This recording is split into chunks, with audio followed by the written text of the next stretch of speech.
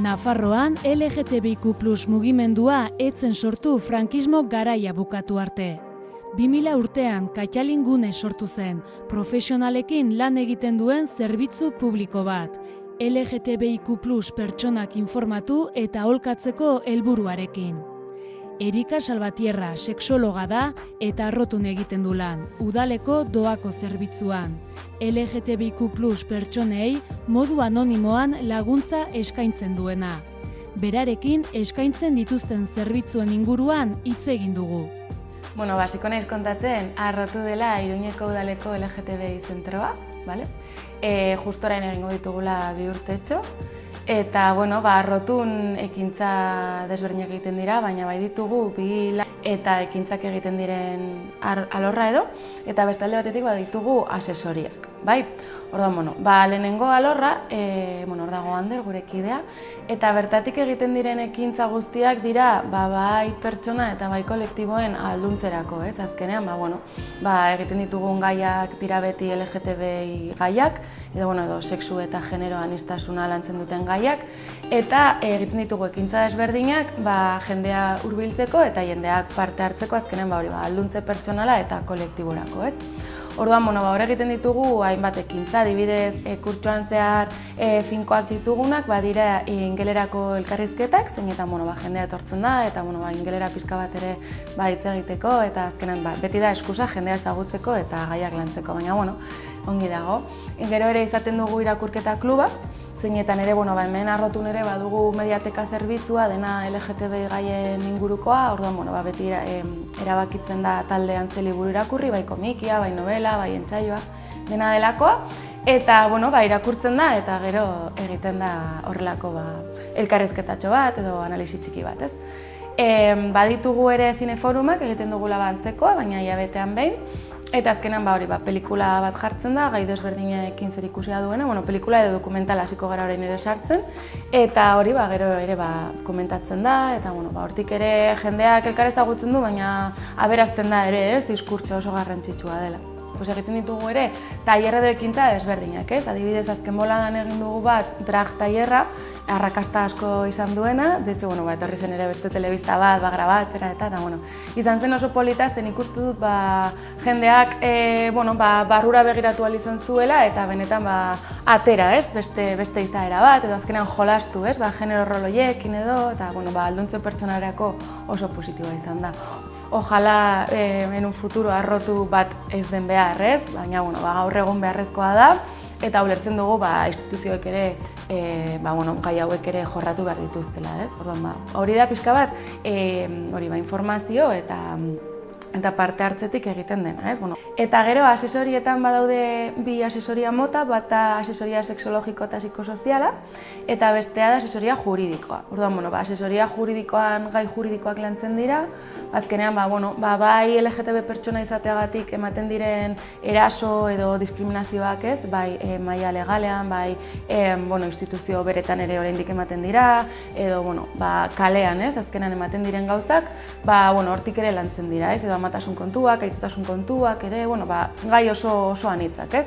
Eta gero asesoria sexologikoan gaude Goretietani, eta hor egiten ditugu atentzio bai individualak, bai talde mailakoak. Orduan, talde mailakoak egiten ditugu, orain arte egin izan ditugu banatuta adinagatik, eta letra guztiak, ez?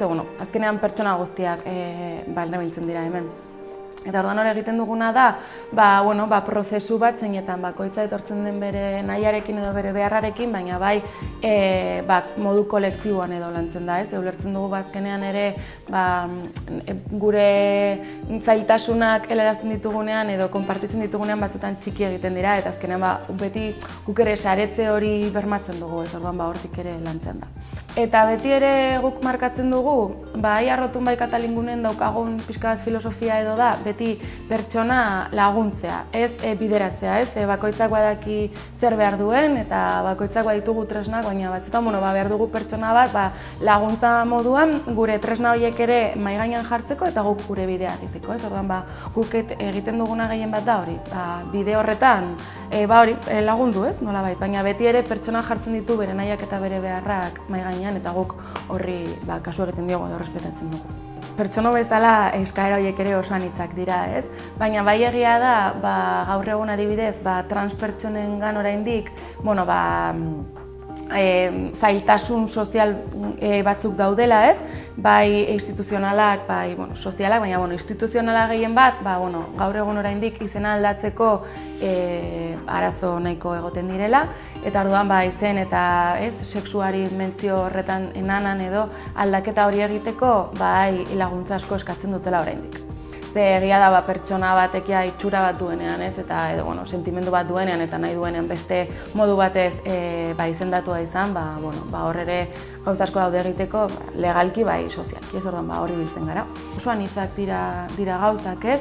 Baina, asko nola esan etxean, ez? Igual nerabe asko nahi dut esan niri neskak edo mutia gustatzen zaizkidala eta ez dakit oso ongi nola esan, edo ez dakit ulertuko nauten, edo beldur diot, edo institutoan ez dakit ze jarrera transfoboak edo homofoboak egoten ari dira, orduan laguntza asko hortik, ez? Hori gazteen artean asko ematen da. Nabaritzen da, ez? Hamarkadak atzera bota ala, jendeak motxila handiagoa daukala, ez? Zorionez ere gizartean aurrera pausuak ematen ari dira eta gazteak oso indartsu datoz.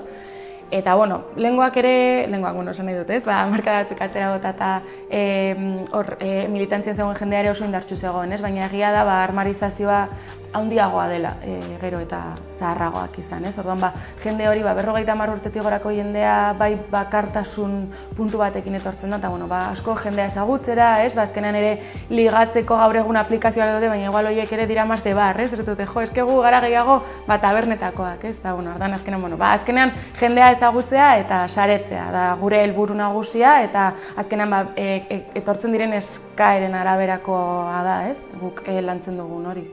Aurrera pausu handi bat izan dela arrotu katalingune zerbitzuak martxan jartzea, ez?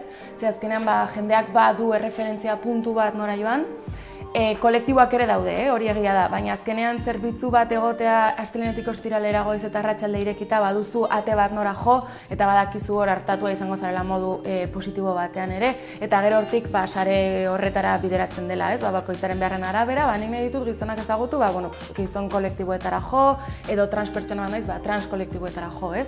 Orduan, nik uste dut hori oso garrantzitsua dela, ez? Instituzioek benetan aurrera pausu hori eman izana oso positiboa da. Ezin dugu ahaztu kolektiboek haien borroka izan behar dutela, kalekoa eta hor jarraitu behar dela, ez? Hor ere nik uste dut aldaketa handiak ematen direla, gero eta jende gehiago ari delako, errelebo hori hartzen, indartsu datoz, eta kalean ere gauza asko egiten ari dira, ez? Azkenean Transmarikaboio plataformak edo E28J plataformak ere gauza asko burutzen ari duela bere kabuz, eta oso garrantzitsua dela. Azken legealdi honetan, ez? Aldaketa eman zenean, hezkuntza Nafarroako gobernuko hezkuntza sailak pila jarri zituen, eta gauza positibo asko egin ditu, haien artean eskola programa martxan jarri, ez? Eta hor, zorionez gauza asko lantzen dira, besteen artean nolakoa naiz, nolakoa izan nahi dudan, ze gustu ditudan, ze gustu ez, eta LGTB edo sexu eta genero aniztasunarekin zerikusia duten gaiak ere lantzen dira, ez? Eta bazten garaia. Guraso elkartuen buru gogorkeri horretan, ez? Guk nahi dugu benetan gure txikiek benetako askatasun honetan azitzea edo, ez? Eta sexologiatik asko landu izan direla gai hauek, baina beti ere modu pribatuago batean, ez? Horren programa anitzarekin eta zabalarekin eta benetan ikastetxe guztietara helduta, ez? Hezkuntzak pisu handia duela, ez? Hezkuntza formalak eta ez formalak, etxean egiten dena, eta azkenean guztiok pixka txipa aldatzea, eta orain arte oso finkatuak zeuden rolak edo horiekin apurtzea, horrek emango luke benetako askatasuna nik erabakitzeko nolako izan nahi dudan, nor naizen, esan ahal izateko, ez? Eta hori guztia. Uste dut instituzioek ezin dutela ahaztu gai hauek landu behar direla, jarraitu behar dugula lantzen, baina kaleak ere ezin du ahaztu nondik gatozen, de hecho aurten Estongoleko istiluen 50. urteurrena izango da, eta ezin dugu ahaztu inoiz kalekoa garela eta kalean jarraitu behar dugula, ez? Eta hortik ere borrokatzen jarraitu behar dugu. Arrotu izan da LGTBI zentro estatu mailako lehen zentro municipala, ez? zegoen Katalingune ere badago, Nafar mailakoa, zegoen Madrilen antzeko zerbait, baina municipala izan da Iruñako udalak jarri duen lehenengoa, ez? Gero Bartzelonako zentre LGTBI sortu da, eta orduan hori arro egoteko modukoa da, ez? Azken gobernu honek Iruñan LGTBI zentro bat iriki izana nire ustez pasada bat da. Beste kontu batzuetan atzerago joan gaitezke, ze azkenean Nafarroa oso eskuindarra izan da, Elizak ere eragin handia izan du guregan, oso errotuta dugu hori naiz eta batzuk ez dugu nahi baina badugu hor. Orduan, hori ezin da ahaztu ez, eta nik uste dut Nafarroa oso estremoen zonalde bat dela eta hori asko nabaritzen dela. Oso txikia da eta ia guztiok ezagutzen dugu elkar, ez? Orduan horrek ere lagungarria izan daiteke hori momentu batean gauza batzuetarako, ez elkar ezagutzen badugu ere indartsuagoak izan gaitezke, baina beste alde batetik ere elkar ezagutzen dugu, eta gero zailagoa da ere, ez? Eta zer esaterik ez landa ere muetan, ez? Badago hor jendea esaten duena, ez? Igual herri txiketan bizitzea zailagoa dela, eta orduan batzuetan Iruñera etorri behar dutela beraien bizitza soziala anitzagoa egiteko, edo modu askeago batean bizi ahal izateko, orduan, aurretik edatzetik depende, zertan.